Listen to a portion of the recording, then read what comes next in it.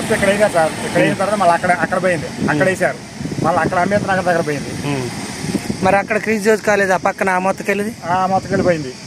మళ్ళీ అక్కడ చిక్కులు డోట్ల కాడ, సిక్కులో ఆట మోరీ కాడ ఇది వేయంగానే ఇంకోసారి ఇక నీళ్ళు మీకు మీది కొడవటమెట్ట నీళ్ళు లేక 5 నెలలు మాకు నీళ్ళు రావట్లేదు కదా. ఎన్ని నెలలు అవుతుంది?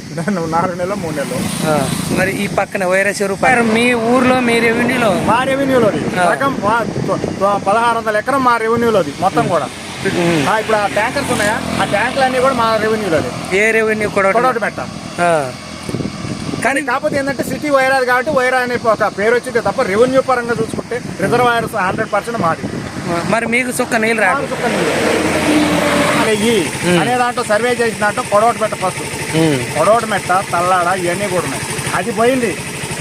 మరి ఫస్ట్ స్టార్ట్ చేసినప్పుడు ఎడిపోయినాయి వాటర్, మక్కపేట వరకు పోయినాయి. తర్వాత మా పరిస్థితి ఏంటంటే కొట్టుకొని దీనికి మాకు ఒక 10 సంవత్సరాల తర్వాత దీన్ని ఇచ్చారు. ఇప్పుడు 3 నెలలు దీనికి వాటర్ రాదు. చెరువు మీది నీళ్లు మీ మొత్తం మాది ఏంటంటే మొత్తం మాది వండిపెట్ట మాది మొత్తం నాకు తినేటానికి వచ్చేసరికి మొత్తం మీది. అది ఆయన ఫండ్స్ నుంచి మాకు ట్యాంక్ ఇచ్చారు. ఎవరు? బోడెపూడి గారు. ఇప్పుడు వాటర్ ట్యాంక్ ఫస్ట్లో అది మాకు వచ్చింది.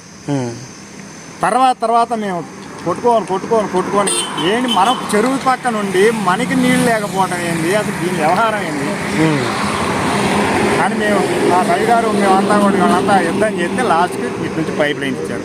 ఈ పైప్ లైన్ ఇస్తే ఏదో 3-4 ముచ్చటగానే ఉంది తప్ప అది సక్రమైన పద్ధతిలో పనిచేసింది లేదు. మేము ఆ మిషన్ భగీరథ నీళ్ళు తాగింది లేదు. అది